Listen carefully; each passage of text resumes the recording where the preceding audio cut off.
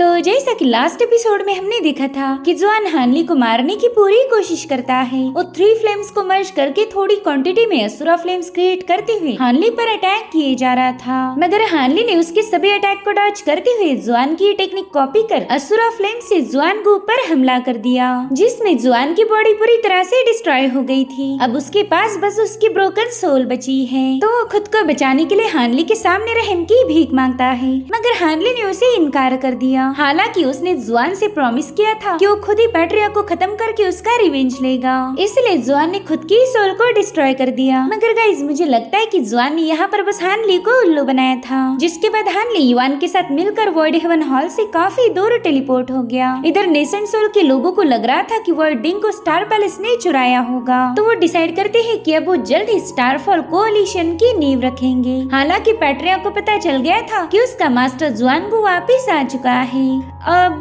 आगे तो इस एपिसोड की शुरुआत में हम देख पाते हैं हानली को, जिसने अपने स्पिरिचुअल सेंसेस का यूज करते उस पूरे इलाके को हजारों मीलों तक चेक कर लिया। वहाँ पर किसी भी कल्टीवेटर का नाम और निशान नहीं था, इसलिए हानली अपनी वॉइड डिंग को बाहर निकाल लेता है। वो इस सुप्रीम ट्रेजर को हासिल करके काफी ज्यादा खुश था, क्योंकि ये सी ऑफ कैओटिक स्टार्स का सबसे पहला सीक्रेट ट्रेजर है। लाखों पावरफुल लोग बस इसकी झलक देखने के लिए मारे गए, मगर आज वो ट्रेजर हानली के पास था। अब हानली अपनी पावर्स का यूज करते हुए इसे ओपन करने की कोशिश करता है, मगर डिंग पर इसका कोई भी असर नहीं हुआ। तो हानली अपनी बैम्बू लाइटनिंग सोर्ड से उसकी लीड को हटाने की कोशिश करता है, मगर डिंग ने तो उसकी तलवार को ही दूर फेंक दिया, जो देखकर हानली काफी ज्यादा सरप्राइज था। वो अब अपने सबसे पावरफुल ट्रेजर्स, जिसे उसने 100 सालों में हासिल किया था, उन सभी को बाहर निकाल लेता है, जिनमें थे गोल्डन लाइटनिंग बैम्बू आरो, ब्रेकिंग विंड फोक, ग्रीन ब्रिलियंस सोर्ड और 5 एलिमेंट कॉपर रिंग्स। जिसके बाद वो इन सभी का 1 बाय 1 यूज करते उस डिंग को ओपन करने की कोशिश करने लगा। अब अगले सीन में हम देख पाते हैं कि हानली बेबस होकर उसी कोल्ड्रन पर लेट गया है। उसकी हजारों कोशिशों के बावजूद भी वॉइड डिंग ओपन नहीं हुई थी, जिससे हानली काफी ज्यादा इरिटेट हो गया। वो कह रहा था कि शायद मैं कल्टीवेशन के हाई लेवल पर नहीं हूँ, जिस वजह से ये डिंग मुझसे ओपन नहीं हो रही। मैंने इस लोहे के टुकड़े को हासिल करने के लिए अपनी जान की बाजी लगा दी थी, लेकिन अब ये मेरे किसी काम की नहीं है। शायद अगली बार फाइट करते वक्त मैं इसका यूज लोगों की खोपड़ियाँ तोड़ने के लिए कर सकता हूँ। जिसके बाद हानली अपनी रूइन सेप्टर को बाहर निकाल लेता है। वो देख पा रहा था कि एक स्पिरिचुअल पेट है। हानली उसे देखकर सोचने पर मजबूर हो गया कि ये 2 सिरों वाला भेड़िया असल में इतना क्यूट सा क्रिएचर कैसे बन गया। हानली उससे पूछता है कि क्या तुम्हें इस डिंग से डर लग रहा था, जिस पर वो हाँ में जवाब देती है। तो हानली उसके साथ खेलने के लिए फायर का परिंदा बना लेता है। तो स्पिरिचुअल पेट भी अपनी विंग को बाहर निकाल कर उसे पकड़ने की कोशिश करने लगी, मगर इसमें वो पूरी तरह से फेल हो गई थी। अब हानली उसके सामने दोस्ती का हाथ आगे बढ़ाता है, मगर उस स्पिरिचुअल पेट उसे नखरे दिखा रही थी। जिसके बाद वो अपनी सेप्टर के पास आ जाती है। तो हानली समझ गया था कि सेप्टर ही इस पेट का मास्टर होगा। हानली को इतना तो पता था कि वॉइड डिंग के चोरी होने की वजह से सी ऑफ कैओटिक स्टार्स में अफरा तफरी मचने वाली है, इसलिए वो डिसाइड करता है कि वो हेवनली स्टार सिटी की फॉर्मेशन का यूज करके आउटर सी में टेलीपोर्ट हो जाएगा, ताकि वो वहीं पर कुछ दिनों के लिए अंडरग्राउंड हो जाए। जिसके बाद हानली अपने रेड क्लॉक को पहनकर हेवनली स्टार सिटी की तरफ निकल पड़ा। रेड क्लॉक से उसका स्पीड हवा से भी ज्यादा तेज हो गया था। अब एक पूरा महीना ट्रैवल करने के बाद वो इनर स्टार सी के नानविंग आइलैंड पर पहुंच चुका था। यहाँ आते ही हानली ने अपना होलिया बदल कर मास्क पहन लिया। दरअसल नानविंग आइलैंड एक व्यापारी आइलैंड था, तो हानली यहाँ से कुछ जरूरी चीजें परचेस करके सीधे आउटर सी के लिए रवाना हो जाएगा। उसे यहाँ से कुछ इम्पोर्टेंट मटेरियल परचेस करने थे, जिनका यूज करके वो 9 कल स्पिरिट जिनसिंग हर्ब को रिफाइन कर पाए। अब हानली ने उस पूरी जगह का मुआयना करते हुए ये पता कर लिया कि ये जगह पूरी तरह से गार्ड की गई है। साथ ही यहाँ पर उसे किसी भी नेसेंट सोल कल्टीवेटर की ऑरा फील नहीं हो रही थी, मगर फिर भी वो अपनी कल्टीवेशन को हाइड करके फाउंडेशन एस्टेब्लिशमेंट की फाइनल स्टेज को शो करता है, ताकि वो किसी का ध्यान अपनी तरफ ना खींच पाए। यहाँ पर हानली को एक बंदी नजर आई, जो कि कुछ संदूक लेकर नानविंग आइलैंड पर पहुँच गई थी। यहाँ का मास्टर मो उनका स्वागत करते हुए आइलैंड पर इन्वाइट करता है।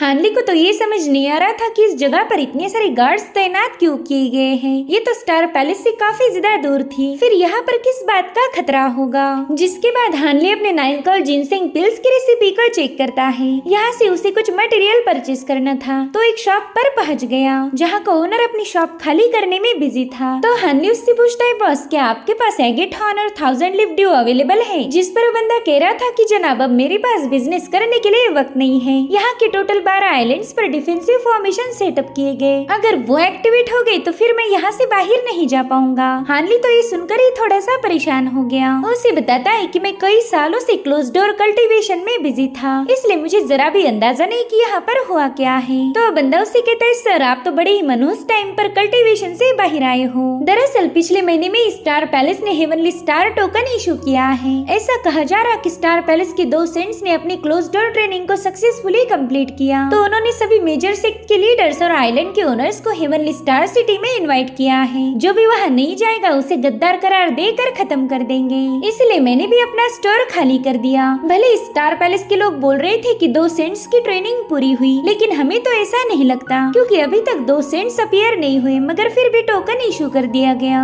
अब तो पूरे क्योटिक सी ऑफ स्टार्स में कियोस का माहौल है। स्टार पैलेस की हरकतों से तंग आकर राइचस सेक्ट और डिमोनिक सेक्ट के पावरफुल लोगों ने मिलकर स्टारफॉल कोअलिशन को फॉर्म कर लिया है। वो ये सब करते ही नहीं, मगर उनका मानना था कि स्टार पैलेस के जिनकोई और उसके जूनियर वांग ने उन्हें धोखा दिया। उनकी 2 सेंट से कोई दुश्मनी नहीं, मगर फिर भी वो स्टार पैलेस के खिलाफ हो चुके हैं। स्टारफॉल कोअलिशन में अब धीरे धीरे करके कई सारे छोटे मोटे सेक्ट भी ज्वाइन हो चुके हैं, जिसके चलते अब बहुत बड़ी जंग का आगाज हो गया। स्टारफॉल कोअलिशन के लोगों ने आउटर सी के लगभग 24 आइलैंड पर कब्जा कर लिया है और अब वो तब तक नहीं रुकने वाले जब तक कि स्टार पैलेस की सबसे इम्पोर्टेंट हेवनली स्टार सिटी उनके कब्जे में न आए। मैंने अपनी पूरी जिंदगी स्टोर को ग्रो करने में लगा दी, लेकिन अब मुझे इसे बंद करके यहाँ से भागना पड़ेगा। लेकिन फिर भी मैं तुम्हारी मदद करना चाहूँगा क्योंकि इतने बुरे वक्त में हमारी मुलाकात हुई, तो जरूर से इसके पीछे कोई वजह होगी। तुम्हें जो चाहे वो चीजें खरीद सकते हो, मैं तुम्हें उन पर भारी डिस्काउंट दूंगा। इधर हानली सोचता है कि वॉइड हेवन हॉल से वापस आकर बस 1 महीना हुआ और बस इतने से वक्त में ये दुनिया तबाही की कगार पर पहुंच चुकी है। जिसके बाद हमें मेंशन का सीन दिखाया गया जहां से डिफेंसिव फॉर्मेशन को एक्टिवेट किया जा सकता था। अब वहां के मास्टर ने पूरी तैयारियां होते उस फॉर्मेशन को एक्टिवेट करना स्टार्ट कर दिया।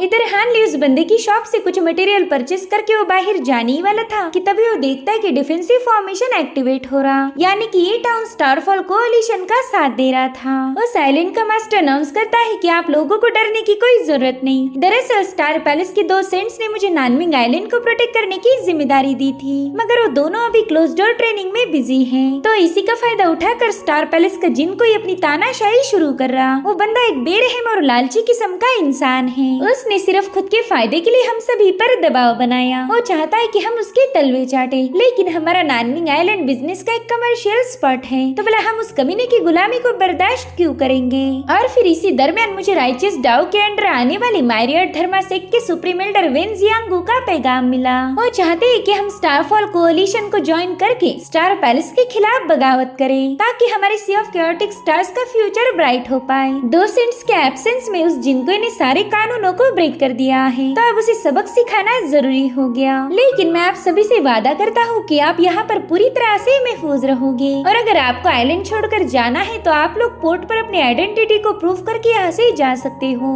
देखो जो भी लोग उस जिनकोई के खिलाफ है, हम उन्हें स्टारफॉल कोअलिशन के फ्रेंड्स जैसा ट्रीट करेंगे।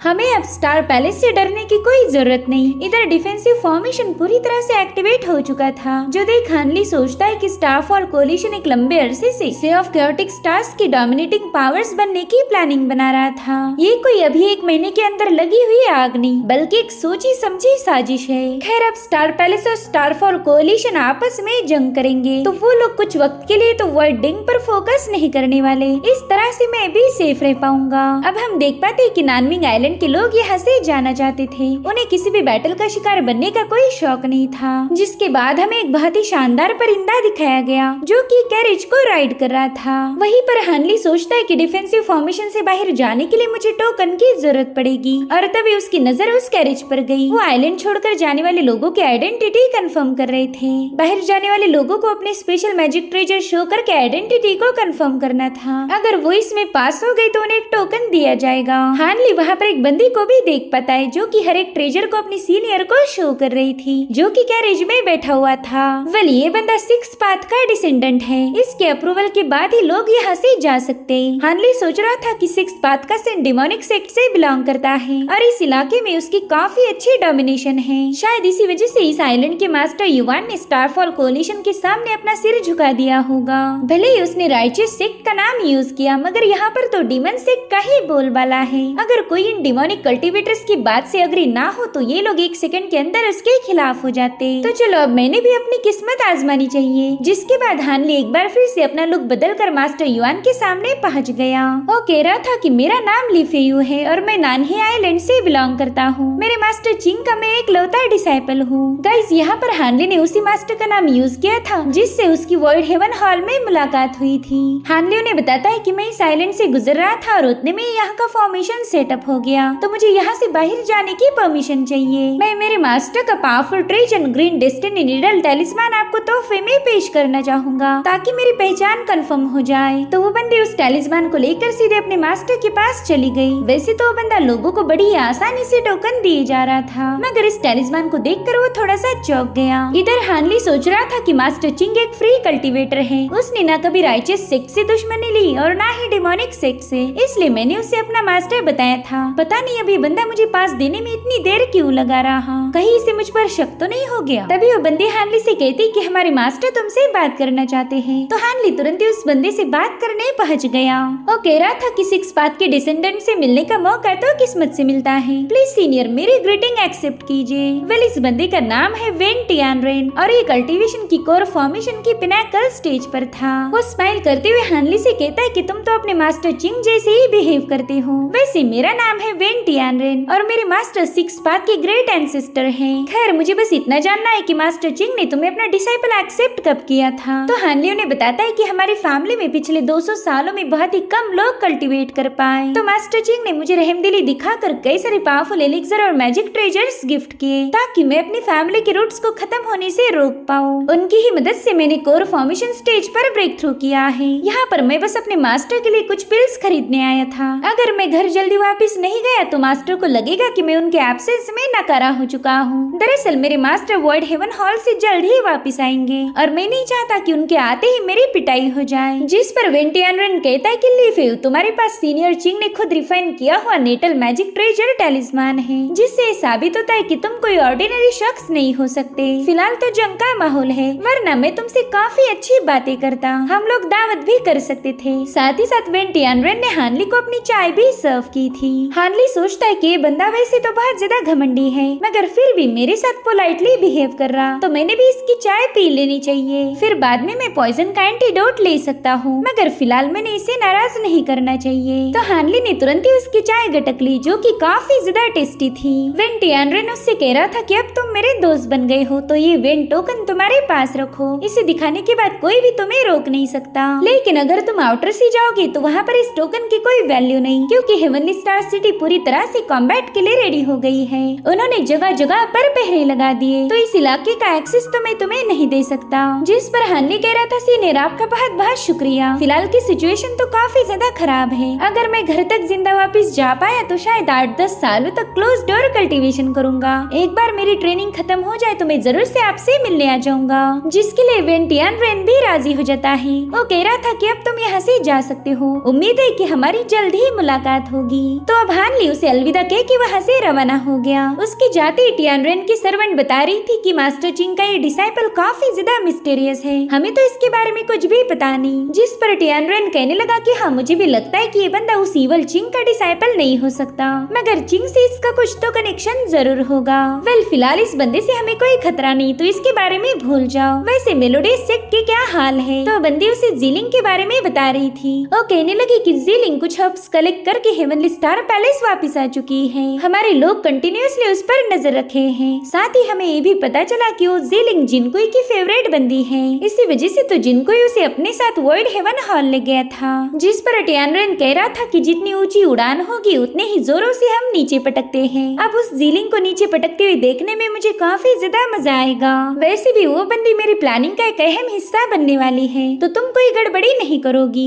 यहाँ पर हम उस बंदी को गुस्से में देख पाते हैं। वो अपने ही मास्टर टियान टियानरेन से नफरत करती थी। अब ऐसा क्यों, ये हमें फिलहाल तो बताया नहीं गया। अब अगले सीन में हमें स्टार पैलेस दिखाया गया, जहाँ पर जिनको एक वांग बता रहा था कि हमने सभी वफादार लोगों को हेवनली स्टार सिटी बुला लिया है। साथ ही साथ हमारा डिफेंस फॉर्मेशन भी रेडी है, बस आपके इशारे पर हम उसे एक्टिवेट कर देंगे। जिस पर जिनको कहता है बहुत बढ़िया, अब हम स्टार पैलेस को प्रोटेक्ट करेंगे। लेकिन लोग मेरे पहले जैसे रिस्पेक्ट नहीं करते। उन्हें लगता है कि मैं 2 सेंट्स के एब्सेंस में रूल को ब्रेक करके खुद का फायदा देख रहा हूँ। मुझे तो हर जगह से ताने मिल रहे। साथ ही साथ छोटे मोटे सिख भी अब स्टारफॉल कोलिशन के साथ जुड़ चुके हैं। खैर मैं इन छोटे मोटे सिख को माफ तो कर दूंगा, लेकिन ये तभी हो सकता अगर वो हमारे स्टार पैलेस पर अटैक न करे। वैसे भी हमारे सेंट्स की ट्रेनिंग पूरी होती ही सब कुछ नॉर्मल हो जाएगा। तभी वांग तुरंत ही उसके सामने नील डाउन करते हुए कहता है कि सीनियर प्लीज आप खुद की रेपुटेशन को डैमेज ना कीजिए। जिस पर जिनको ये कह रहा था कि मुझे लोगों की बातों से फर्क नहीं पड़ता और ना ही मेरी रेपुटेशन स्पॉइल होगी, तुम उसकी बिल्कुल फिक्र मत करो।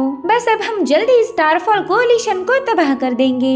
आप सीन शिफ्ट होकर हम हान ली को देख पाते हैं, जो कि उस आइलैंड से काफी दूर आ चुका था। वो एलिक्सर कंज्यूम करते हुए कहता है कि भले इवेंट टियानरेन की चाय में जहर नहीं था, मगर फिर भी डिमोनिक ऑरा उसमें मिक्स थी। हानली के पास डिवाइन डेविल बेन लाइटनिंग है, जो कि इस दुनिया की किसी भी इम्प्योरिटीज को आसानी से हटा सकती। इसलिए टेक्निकली देखा जाए तो हानली को किसी भी इवल ऑरा से कोई भी खतरा नहीं था। लेकिन अब हानली के सामने एक बहुत बड़ा मसला था। दरअसल स्टार पैलेस ने हेवनली स्टार सिटी को सीज कर दिया था। अगर हानली को वहाँ का टेलीपोर्टेशन पोर्टल यूज करना है तो उसे कोई ना कोई जुगाड़ जमाना होगा। और तभी हानली के पास 2 बंदे पहुँच गए। ये दोनों भी कोर फॉर्मेशन की इनिशियल स्टेज पर थे। तो हानली तुरंत ही उन्हें वेन टियानरेन ने दिया हुआ टोकन शो करता है। तो लोग उससे कह रहे थे कि हम तुम्हें रोकना नहीं चाहते। जिसके बाद उन्होंने हानली को एक इमेज दिखाई। वो कह रहे थे कि ये बंदी स्टार पैलेस की जासूस है। थोड़ी देर पहले ये इसी रास्ते से भागी थी। अगर तुम हमें बताओ कि किस दिशा में गई है तो हम तुम्हें रिवॉर्ड देंगे, वरना तुम्हारी सारी कल्टीवेशन को इरेज किया जाएगा।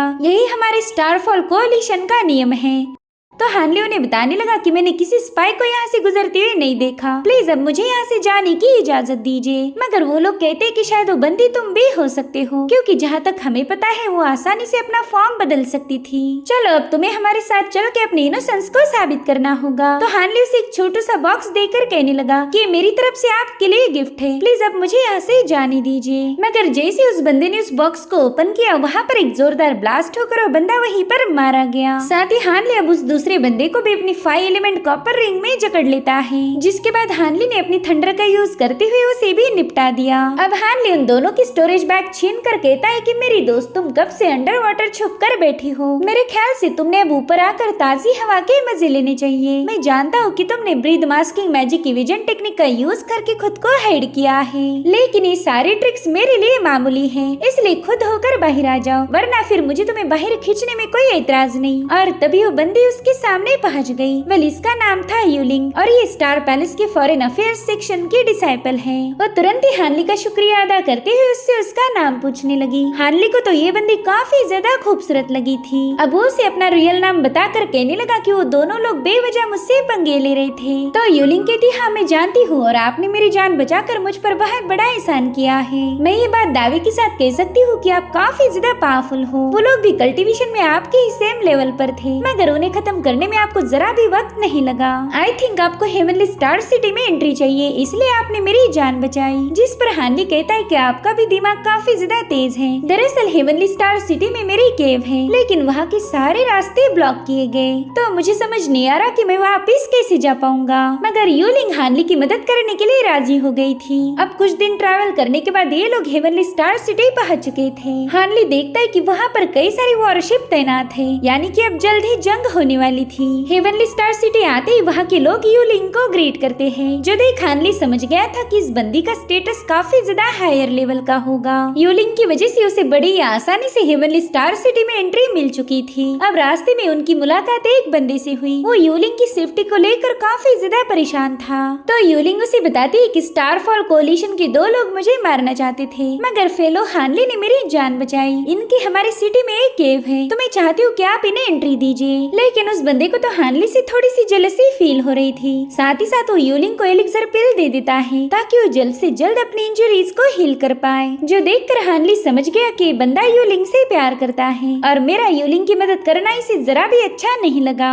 अब हानली यूलिंग का शुक्रिया अदा करते हुए कहने लगा कि फिलहाल तो जंग का माहौल है, मगर जंग खत्म होती मैं आपको चाय पर इनवाइट करूंगा। तो यूलिंग भी उसे अपना टोकन दे देती है ताकि हानली उसे डायरेक्टली कांटेक्ट कर पाए। अब उसके वहाँ से जाने के बाद वो बंदा हानली को लेकर सिटी में चला गया। वो हानली को बताता है कि फिलहाल यहाँ के हालात काफी ज्यादा भयानक है। यहाँ पर हम उन्हीं लोगों को एंट्री दे रहे जिनमें कुछ काबिलियत हो, तो तुम्हें भी अपने सेम लेवल के कल्टीवेटर दुश्मन को खत्म करना होगा। तुम जंग में जितने लोगों को मारोगे तुम्हें उतने ही रिवॉर्ड्स दिए जाएंगे। हाँ, मगर ये तभी तुम्हें मिल सकते हैं जब तुम जंग में सरवाइव कर पाओ। खैर वैसे भी तुम काफी ज्यादा स्मार्ट हो, इसलिए बेवजह के पंगे मत करना। अब हानली अपनी केव में वापस पहुंच चुका था। उस बंदे का टोकन बाहर निकाल कर कहता है कि मैं भला स्टार पैलेस के लिए अपनी जान क्यों देने लगा, वैसे भी मेरे पास हेवन वॉइड डिंग है। जब ये बात यहाँ के ग्रैंड एल्डर जिनकोई को पता चलेगी वो मुझे इस सिटी से बाहर जाने नहीं देगा। मुझे बस यहाँ की एरी का यूज करके आउटर सी में जाना होगा। जिसके बाद उस बंदे का टोकन ब्रेक करके वहाँ की दीवार चेक करता है। उसे उस वॉल को देखते ही ज़ैंग ताई की याद आई। जुआनगू ने हानली से उसका बेस्ट फ्रेंड छीन लिया था और अब हानली के पास पछताने के अलावा और कोई ऑप्शन नहीं। तो अब हानली भारी दिल से अपनी पैकिंग शुरू कर देता है। उसने अपने सारे ट्रेजर्स, वेपन्स और हर्ब्स को कलेक्ट कर लिया था। हानली को अपने पुराने दोस्तों की भी याद आ रही थी। वो कहता है कि इस सिटी में मैंने कई साल गुजार दिए, मगर अब यहाँ से जाना होगा। पता नहीं फिर मैं यहाँ पर कब वापस आ पाऊंगा, लेकिन जिंदगी का नाम है चलते जाना। अगर हम रुक गए तो तबाह हो जाएंगे। और फिर वो अपने फॉर्मेशंस कलेक्ट करके वहाँ से रवाना हो गया। जिसके बाद हमें हेवनली स्टार सिटी के 50वें फ्लोर का सीन दिखाया गया। इसी जगह पर आउटर सी में जाने के लिए ट्रांसपोर्टेशन फॉर्मेशन बना हुआ था। तो हानली वहाँ पर पहुँच जाता है, मगर हानली को यहाँ की एरी यूज करने की परमिशन नहीं मिलती, क्योंकि हानली ने अभी तक एक भी दुश्मन को खत्म करके स्टार पैलेस के लिए अपनी वफादारी साबित नहीं की थी। अब हानली वहाँ से जाने लगा कि तभी वो अपने ग्रेट डेवलपमेंट टेक्निक का यूज करके कुछ लोगों की बातें सुन लेता है। दरअसल स्टार पैलेस का एक करप्ट बंदा लोगों से कुछ स्पिरिचुअल स्टोन रिश्वत में लेकर उन्हें फॉर्मेशन यूज करने की परमिशन दिए जा रहा था। उसने उन लोगों को ठीक 4 बजे फॉर्मेशन के पास बुला लिया। तो हानली भी अब उन्हीं लोगों के साथ शामिल होने का फैसला लेता है। वही दूसरी तरफ हम वांग को देख पाते, जो कि जिनकुई को बता रहा था कि जिस बंदे ने वॉइड हेवन डिंग को पुल किया था हमें उसकी जानकारी मिल चुकी है। वेली मेलोडियस सेक्ट का गेस्ट डिसाइपल हानली था। ऐसा कहा जा रहा है कि एब्सोल्यूट डार्कनेस आइलैंड के पैट्रियार्क का भी डिसाइपल है और ये हमारी सिटी में काफी लंबे अरसे से रह रहा था। जिस पर जिनकुई कहता है कि मैंने अपनी सनसोर्ड से इसी बंदे पर हमला किया था, मगर फिर भी ये जिंदा बच गया, यानी कि इसकी कल्टीवेशन हायर लेवल की होगी। जिस पर वांग कहता है कि वॉइड हेवन हॉल में तो पैट्रियार्क इस बंदे को काफी ज्यादा सपोर्ट दिखा रहा था, मगर ये जीलिंग और जिनचिंग का भी अच्छा दोस्त है, तो पता नहीं ये बंदा किसकी साइड होगा। जिनकुई तो जिनचिंग के नाम सुनकर ही थोड़ा सा चौंक गया, क्योंकि जिनचिंग उसका भतीजा था और हानली जिनचिंग का अच्छा दोस्त। जिनकुई कहता है कि मैंने हेवन हॉल में हानली पर इसलिए अटैक किया क्योंकि मुझे शक था कि इसने जिनचिंग को मारा होगा, मगर मेरा अंदाजा तो पूरी तरह से गलत निकला। ये दोनों तो काफी अच्छे दोस्त हैं। गाइस, ये उसी जिनचिंग की बात कर रहे हैं जो कि ट्रेजर हंट में जुआनगू के हाथों से केव में मारा गया था। उसी केव में हानली ने अपने कुछ और दोस्त और जैंग को भी खो दिया। वांग कहता है कि हानली की केव बंद है, शायद वो वापिस आया ही नहीं। तो जिनकुई उसे ऑर्डर देता है कि हानली के पोस्टर सभी जगह पर डिस्ट्रीब्यूट कर दो। सिपाहियों को ये मत बताना कि हानली के पास वर्ड डिंग है, बस उन्हें इतना बोलो कि अगर उन्हें हानली दिखाई दे तो हमें खबर कर दो। यहाँ पर हम जिनकुई के चेहरे पर एक स्माइल देख पाते हैं। वो हानली पर इतना ज्यादा भी गुस्सा नहीं था जितना कि हानली को लग रहा है। अब हमें सीधा 50वें फ्लोर का सीन दिखाया गया, जहाँ पर कई सारे टेलीपोर्टेशन फॉर्मेशन मौजूद थे। यहाँ पर 4 लोगों को एंट्री थी, मगर हानली भी वहाँ पर आ जाता है। वो कह रहा था कि मुझे भी आउटर सी में जाना है, तो प्लीज मुझे भी एंट्री दीजिए, मैं आपको इसकी डबल कीमत पे करने के लिए भी तैयार हूँ। तो वहाँ का बंदा अपने सीनियर को बताने लगा कि मैं इस पर्सन को नहीं जानता, मैंने तो बस इन 4 लोगों से पैसे लिए थे। तो एल्डर हानली को बताने लगा कि यहाँ हम बस 4 लोगों को ही भेज सकते, 5वें पर्सन को टेलीपोर्ट करना मुश्किल हो जाएगा। तो हानली उससे कहता है कि तुम लोग रिश्वत लेकर स्टार पैलेस को चुना लगा रहे हो, अगर मैं यहाँ से नहीं जा पाया तो तुम्हारा भंडा फूट जाएगा। साथ ही साथ हानली वहाँ के एल्डर को एक मैजिक ट्रेजर भी गिफ्ट करता है, जिसका यूज करके ये बंदा किसी को भी खत्म कर सकता था। साथ ही साथ हानली ने उसके जूनियर को भी 2 डिमोनिक कोर गिफ्ट की थी, जो कि 5वीं रैंकिंग की डिमोनिक बीस्ट की है। तो अब इतने अच्छे गिफ्ट मिलने के बाद वो लोग भी हानली को फॉर्मेशन यूज करने की परमिशन दे देते हैं। अब उस एल्डर ने तुरंत ही वहाँ का टेलीपोर्टेशन फॉर्मेशन एक्टिवेट कर दिया। कुछ लोग तो वहाँ से आसानी से टेलीपोर्ट हो गए, मगर हानली के स्ट्रॉन्ग स्पिरिचुअल सेंस को उस एल्डर के स्पिरिचुअल पेट ने भाप लिया लिया था। तभी हानली उसे एकदम खामोश रहने का इशारा कर वहाँ से टेलीपोर्ट हो गया। अब उसके वहाँ से जाने के बाद वो एल्डर अपनी जूनियर पर काफी ज्यादा भड़क गया। वो कह रहा था कि तुम एक नेसेंट सोल के कल्टीवेटर को यहाँ लेकर आए। मेरे स्पिरिचुअल पेट ने उसकी सेंसेस को भाप लिया था। अगर मैं उस बंदे को रोकता भी तो मुझे खत्म कर देता। मेरी स्पिरिचुअल पेट स्टार पैलेस के एल्डर को देखकर ही ऐसे डर जाती है और आज वो इस बंदे को देखकर भी घबरा गई थी, जिसके बाद वो गुस्से में आकर उस बंदे को सप्रेस करना शुरू कर देता है। वो कह रहा था कि जंग का माहौल है, हमें ऐसे पावरफुल कल्टीवेटर्स की इस वक्त जरूरत पड़ेगी, मगर तुम्हारी वजह से वो बंदा जंग शुरू होने से पहले यहाँ से भाग निकला। फिर उसने अपनी जूनियर को बड़ी ही बेरहमी से खत्म कर दिया। अब अगली सीन में हम स्टार पैलेस की विशाल आर्मी देख पाते जिसे जिन को ही लीड कर रहा था। इस जंग में स्टार पैलेस के 2 सेंट्स भी इनडायरेक्टली उसका साथ देंगे। वहीं दूसरी तरफ हम स्टारफॉल कोलिशन की आर्मी को देख पाते हैं। वेन टियानरेन अपने मास्टर यानी कि 6 पाथ जियानगू को बता रहा था कि हम जंग के लिए तैयार हैं। इनके साथ राइचस पाथ के वान टियानमी की आर्मी भी जुड़ी हुई थी। उसी वक्त जिनको को एक फीमेल कल्टीवेटर की आवाज आ रही थी, जो कि वान टियानमिंग की मार्शल आंटी वान सांगू है। वैसे तो ये कभी जंग में पार्टिसिपेट नहीं करती, मगर इस बार वो भी इस बैटल का हिस्सा बनने के लिए पहुंच चुकी है। अब हमें कुछ रिकॉर्ड्स के जरिए बताया गया कि स्टार पैलेस और स्टारफॉल कोलिशन की 100 साल पुरानी दुश्मनी एक जंग में तब्दील हो चुकी है। इस बैटल में 6 पाथ का सेंट वेन जियांगू, जो कि डिमोनिक सेक्ट का सेंट है, वो राइचियस सेक्ट के वान सांगू के साथ टीम अप हो गया। गाइस, इन्हें वेन और वान की जोड़ी कहा जाता है। इस भयानक जंग ने पूरे के पूरे सी ऑफ कैओटिक स्टार्स में तबाही मचा दी। कुछ जगहों पर स्टार पैलेस की जीत हुई तो कुछ प्लेसेस पर स्टारफॉल कोलिशन ने फतेह हासिल की। स्टार पैलेस इस जंग में अकेला पड़ गया था और बाकी बचे डिमोनिक और राइचस सेक्ट एक हो गए। ये बैटल काफी लंबे अरसे तक चलती रही और मीनवाइल ये दोनों ग्रुप्स वाइड हेवन डिंग को भी ढूंढने की कोशिश कर रहे थे, जो कि हानली के पास मौजूद थी। और जैसा कि हमें पता है, हानली को कोई ढूंढ नहीं सकता। ये बंदा तो अंडरग्राउंड होने में माहिर है। फिलहाल हानली आउटर सी में था और उसका एक ट्रेस भी इन लोगों के पास नहीं। अब हमें आउटर सी के फॉर्मेशन चेम्बर का सीन दिखाया गया,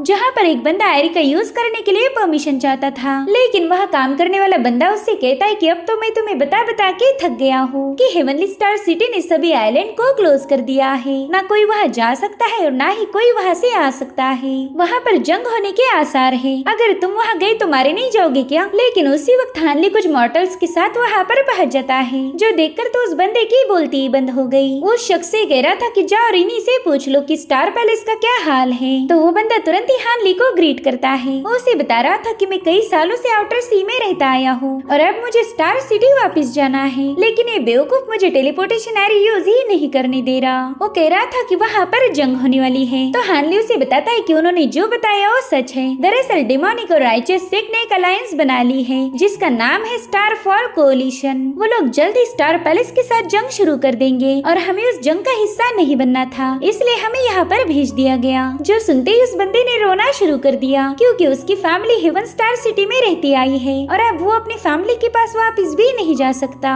तो हानली से समझाता है कि आपको बिल्कुल घबराने की जरूरत नहीं, स्टार सिटी पूरी तरह से सेफ है। वहाँ पर दुश्मन इतनी आसानी से एंटर नहीं कर सकते। जो सुनते हुए बंदा थोड़ा सा शांत हो गया। अब हानली उससे कहता है कि आप तो कई सालों से यहाँ पर रहते आए हो, तो क्या आप मुझे इस जगह के बारे में थोड़ी बहुत जानकारी दे सकते हो? वेल, इस जगह का नाम है वंडरस डेप्थ आइलैंड। तो हानली उसी बंदे के साथ सिटी का टूर करने निकल पड़ा। फिलहाल हानली यहाँ की ब्लैक स्टोन सिटी में है, जो कि स्टार सिटी से हजारों मील दूर थी। हानली कहता है कि ये सिटी इतनी ज्यादा प्रॉस्परस होगी, इसकी तो मैंने उम्मीद भी नहीं की थी। मैंने इस जगह के बारे में काफी सारे रिकॉर्ड्स पढ़े थे, जिसमें लिखा गया कि ये जगह काफी ज्यादा पिछड़ी हुई और खतरनाक है, मगर वो रिकॉर्ड तो अब पूरी तरह से गलत साबित हुए। जिस पर वो बंदा कहता है कि ये जगह थोड़ी सी कॉम्प्लेक्स है। यहाँ की शान है इंच गोल्ड पवेलियन। इसके हर एक इंच में गोल्ड भरा हुआ था। ये एक ऐसी जगह है जहाँ पर हर एक चीज को खरीदा या बेचा जा सकता था, सिवाय डिमोनिक कोर के। वो बंदा कहता है कि डिमोनिक कोर्स का सौदा करना यहाँ पर बिल्कुल भी अलाउड नहीं, क्योंकि ये जगह डिमोनिक बीस्ट के लिए ही फेमस है। इस आइलैंड के चारों और ह्यूमन रेस का कोई ट्रेस नहीं था, बल्कि वहाँ पर तो डिमोनिक बीस्ट का राज है। साथ ही इस जगह पर कई सारे पावरफुल सेक्ट्स भी मौजूद हैं, जो कि इस आइलैंड को प्रोटेक्ट करते आ रहे। हानली सोच रहा था कि इंच गोल्ड पवेलियन काफी ज्यादा स्पेशियस है। शायद यहाँ पर मुझे वो हर्ब मिल सकते हैं, जिनका यूज कर मैं 9 कॉल जिनसेंग हर्ब को रिफाइन कर पाऊंगा। रहूंगा। जिसके बाद हमें इंच गोल्ड पवेलियन का सीन दिखाया गया जो कि बहुत ही ज्यादा प्रॉस्परस था। यहाँ की चकाचौंध देखकर तो सभी लोग हैरान हो जाते हैं। साथ ही यहाँ पर लोग अपनी मनपसंद खूबसूरत सी लड़की को भी खरीद सकते थे, जो देख हानली को काफी ज्यादा अजीब लगा और डिसाइड करता है कि वो कभी भी किसी लड़की के चक्कर में नहीं फंसने वाला। अब हानली यहाँ से एंशिएंट पिल्स खरीदने के लिए अपर फ्लोर पर चला जाता है। वहाँ जाते ही हानली ने अपना लुक भी बदल दिया था। हानली को यहाँ पर अपना एगेट थान तो मिल गया था, लेकिन 1000 लीफ ड्यू नाम का हब उस बंदे के पास मौजूद नहीं था।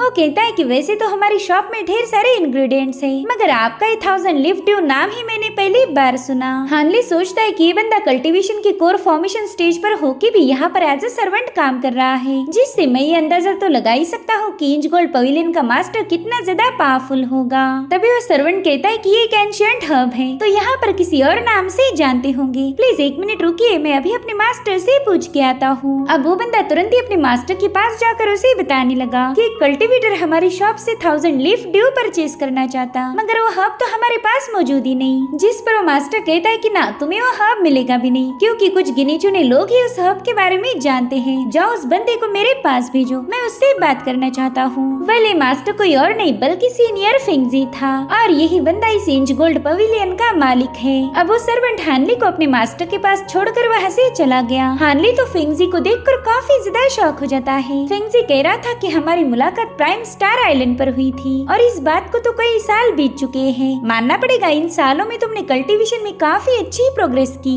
हानली तो तुरंत ही शॉक होकर उसे ग्रीट करता है। फेंगजी कह रहा था कि तुम 1000 लीफ ड्यू की तलाश में हो, लेकिन लोग उसे इस नाम से नहीं जानते। दरअसल ये सबसे रियल मटेरियल है जिसे हाफ डीमन ग्रास का जूस भी बोला जाता है। इससे बस शेप शिफ्टिंग डीमंस या फिर 8वीं रैंकिंग के बीस्ट को रिफाइन करके ही बनाया जा सकता। ये हब इतना ज्यादा स्पेशल है कि लोग इसे नेसेंट सोल के स्टेज को हासिल करने के लिए यूज करते आ रहे, इसलिए ये हब आसानी से तो नहीं मिलेगा, मगर तुम यहाँ के आसपास वाले इलाकों में शिकार करके उसे हासिल कर सकते हो। जिस पर हानली कहता है, सीनियर आपको तो पता ही है मैं इतना पावरफुल नहीं कि 8वीं लेवल के बीस्ट या फिर शेप शिफ्टिंग डीमन का मुकाबला कर पाऊँ, इसलिए अब मैं इस हब को हासिल करने का ख्याल ही दिल से निकाल चुका हूँ। और हाँ, वो सर्वेंट आपको मास्टर बोल रहा था, क्या आप ही इस गोल्ड पवेलियन के ओनर हो? सच बताओ तो ये जगह कमाल की है। जिस पर फेंगजी कह रहा था, हाँ मैं ही यहाँ का मास्टर हूँ, ये जगह तो मैंने मेरे टाइम पास के लिए बनाई थी। खैर ये सब छोड़ो, मैं जानता हूँ कि तुम्हें हर्ब्स में काफी ज्यादा दिलचस्पी है, तो ये बुक तुम अपने पास रखो। इसमें सी ऑफ स्टार्स में जितने भी हर्ब्स है उनकी सारी इन्फॉर्मेशन तुम्हें मिल जाएगी। तो हानली तुरंत ही उसका शुक्रिया अदा करते हुए उस मैनुअल को एक्सेप्ट करता है। फेंगजी उससे कहता है कि प्राइम स्टार आइलैंड पर तुमने मुझे अपनी काफी स्पेशल वाइन सर्व की थी, तो इस बार मैं तुम्हें अपनी वाइन ऑफर करना चाहूंगा, जरा चख के बताओ ये कैसी है। तो हानली तुरंत ही उस वाइन को गटक लेता है और उसे ये वाइन काफी ज्यादा कमाल की लगी। हानली कहता है, सीनियर इसमें तो एक अलग ही ऑरा है जिसे तो मैं लफ्जों में बिल्कुल डिस्क्राइब नहीं कर सकता।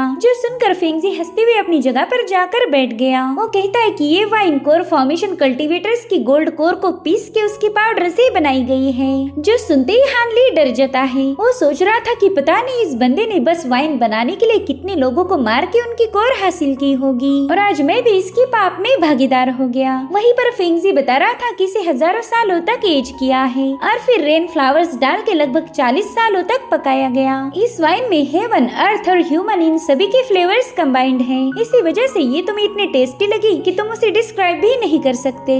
फेंगजी देखता है कि हानली के तो चेहरे का रंग ही उड़ चुका है, मगर वो फेंगजी को कुछ उल्टी बात भी नहीं बोल सकता था। साथ ही हानली को उस वाइन के पीते ही थोड़ा सा नशा भी होने लगा। अब हानली का लटका हुआ मुंह देखकर फेंगजी जोर जोर से हंसने लगा। वो कहता है, यार मैं तो तुम्हारे साथ मजाक कर रहा था, देखो इसमें कोई गोल्डन कोर या इंसानी मांस नहीं है, ये तो बस कुछ रेयर हर्ब्स की बनी हुई ड्रिंक है। इस वाइन के एक ही ड्रिंक में 20 सालों तक की जाने वाली कल्टीवेशन को कुछ ही पलों में इंक्रीज किया जा सकता, और हाँ इसे पीने से तुम्हें काफी ज्यादा फायदा मिलेगा। तो हानली उसका शुक्रिया अदा करता है। वो कह रहा था, सीनियर मैं भी कड़ी मेहनत करके आपके लिए एक बेहतरीन वाइन प्रिपेयर करूंगा जिसे पीते ही आपका दिल खुश हो जाए। तो फेंगजी कहता है, दोस्त इसकी कोई जरूरत नहीं, तुम्हारे जैसे वाइन की जान पहचान और शौकीन लोग बहुत कम मिलते हैं। सच बताओ तो तुम्हारी वाइन की समझ को देखकर ही मैंने तुम्हारे साथ दोस्ती की थी। अब अगली बार जब हमारी मुलाकात होगी तब मैं तुम्हें अपने स्पेशल कलेक्शन की बढ़िया सी वाइन पिलाऊंगा। तो हानली उसका शुक्रिया अदा करके वहाँ से जाने ही वाला था कि तभी फेंग कहता है, ये जगह तो कमाल की है, मगर रेस्ट या फिर रिलैक्स करने के लिए बिल्कुल भी सुटेबल नहीं।